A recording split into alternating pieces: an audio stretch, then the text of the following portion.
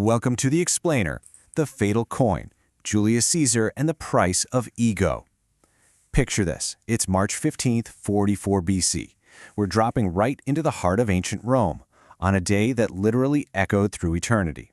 No long intros today because we're starting right at the bloody climax of one of history's absolute most famous lives. Beware the Ides of March. We all know the legendary warning from Shakespeare, right? But the actual reality on that Senate floor was pure chaos. It was brutal. Gaius Julius Caesar, the absolute ruler of Rome, is ambushed and murdered by a group of senators calling themselves the Liberators. They swarm him, drawing daggers they'd hidden away in their togas. And here's a wild detail from the sources. A doctor who examined Caesar's body after the frenzy actually figured out that out of 23 stab wounds from the frantic conspirators, only one of them was fatal. Crazy, right? So what does this all mean? Well, it brings us to the absolute craziest part of the story. How on earth did a single silver coin seal the fate of history's most famous ruler? You see, this assassination wasn't just your standard political squabble over tax rates or borders. No way. It was directly triggered by a massive, deeply ingrained cultural taboo, a taboo that Caesar proudly and honestly, arrogantly, completely shattered on a tiny piece of silver. Section 1. Beware the Ides of March. Let's dive right in. The ultimate catalyst for Caesar's doom is this exact smoking gun right here. A silver denarius minted in 44 BC. And get this, it was minted literally just days before he was killed. Our sources point out that this wasn't just pocket change. It was a loud, undeniable political broadcast beamed out to every single citizen in the Roman Republic. The inscription wrapping around his profile says, Dictator Perpetuo, Dictator for life. Keep in mind, this is a republic that fundamentally functioned on rotating leadership and shared power. So Caesar was boldly and permanently declaring his unprecedented, never-ending absolute power to the Roman public. But honestly, the text wasn't even the most offensive part of this whole thing. Section 2. The evolution of the coin. Okay, to truly grasp why putting a face on a coin was such a mind-blowing scandal back then, we've got to hit pause and travel back in time. It's kind of like a giant puzzle. It starts way back in the mid-7th century BC in Asia Minor, right when coins were first invented. For the first 150 years, literally nobody even thought to emboss a coin with their own image. They used symbols, goddesses, gods, the whole shebang. The very first human to dare present individual features was a Persian nobleman named Tissaphernes around 445 BC. But in the Western world, it took way longer for the human ego to creep onto silver. Even by 320 BC, super powerful rulers were hesitant. It wasn't until 290 BC with a king named Demetrius I that a Western ruler finally truly broke the mold. The contrast between these two leaders brilliantly illustrates that exact shift. Take a look at a coin issued around 320 BC featuring Alexander the Great, for example. Notice how he's depicted. He's shown as the conqueror of India, wearing this elephant scalp with tusks and a craning trunk right on his head. He's essentially masking himself with the attributes of a god, like Heracles. Real individual mortal traits? Still totally unthinkable. Now, contrast that with Demetrius I around 290 BC, wearing a diadem with little bull horns. Demetrius was the very first Western ruler to blatantly stamp his unmistakable individual portrait onto a coin. That's a massive step that not even the great Alexander had fully dared to take. Section 3. Breaking the ultimate taboo. So while the Greeks and Macedonians eventually warmed up to the idea of kings on coins, the Roman Republic despised them, absolutely hated the idea. But they were dealing with Julius Caesar, right? A man whose ambition and self-belief basically knew zero bounds. Just to put his massive ego into perspective, the sources share this fantastic, though probably apocryphal anecdote from his youth. Young Caesar is captured by pirates, and they demand a ransom of 20 talents. Was Caesar scared? Nope. He was incredibly insulted by the low bid. He literally demanded they ask for 50 talents just because of who he was. Oh, and he also casually told them that once he was ransomed, he'd come back and crucify every last one of them. And, true to his word, after the ransom gets paid, he returns with a flotilla of ships and does exactly that. It's exactly that relentless, rock-solid self-assurance that drove his incredible rise to power. He spends a decade conquering Gaul, which is modern-day France.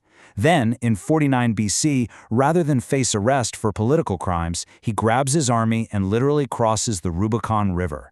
This is where we get the famous phrase, "the die is cast," a saying we obviously still use today for taking a completely irreversible step. He defeats his rival Pompey in a brutal civil war, has the super famous romance with Cleopatra in Egypt, and comes back to Rome in absolute triumph to govern as dictator for life. The guy was just unstoppable. But then, right at the absolute peak of his power, he mints this.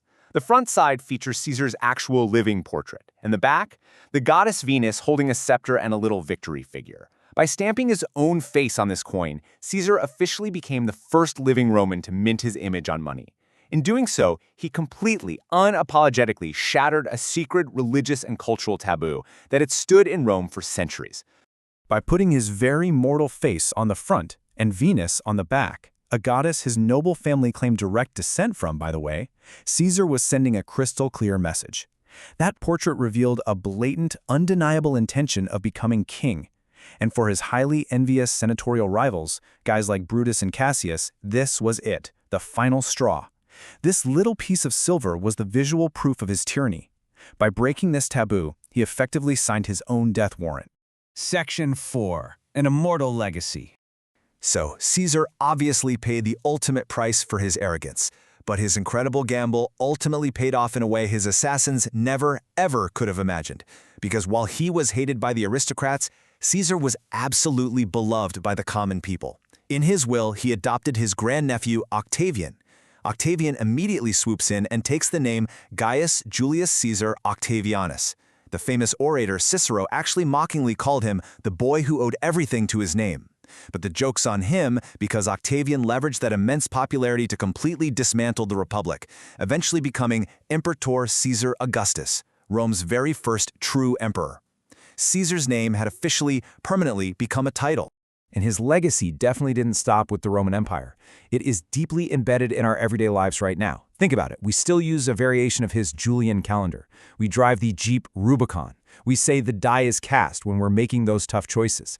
Now let's bust a couple quick myths here. The medical procedure, the cesarean section, is supposedly named after how he was born, but our sources note this is almost certainly a total myth. And as for the Caesar salad, yeah, that doesn't take its name from the Roman conqueror at all. It's actually named after a chef in Tijuana. What makes studying him so fascinating today is just how incredibly polarizing his legacy has been across the centuries. It's a really stark contrast. For instance, the great poet Dante viewed Caesar with divine reverence. He placed him in limbo, alongside legends like Homer and Aristotle, while throwing his betrayers Brutus and Cassius into the very lowest, most agonizing circle of hell. But fast forward to the American founding fathers, and the exact opposite is true. They saw Caesar as the ultimate tyrant. Guys like Alexander Hamilton and Thomas Jefferson actually used his name as a political slur against each other, and they revered Brutus and Cassius as heroic liberators. History, it seems, simply cannot agree on him. Furthermore, his influence heavily shaped Western religion. The very name Caesar is prominent throughout sacred scripture. When Jesus was asked about paying taxes, he famously responded, "Render unto Caesar the things that are Caesar's." In the Bible, his name basically became the ultimate, universal symbol of temporal, earthly authority, deliberately contrasted with God's spiritual authority. His stamp on the world truly spilled into eternity. So the absolutely crucial takeaway here is this. Brutus and the liberators thought they could erase tyranny by simply erasing the man, but they fundamentally misunderstood the power of a symbol.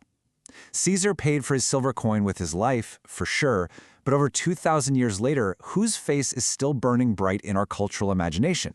His fatal display of ego, that unprecedented breach of a sacred taboo, successfully bought him exactly what he always wanted: eternal immortality. Definitely something to think about the next time you look at the face on the coin sitting in your own pocket.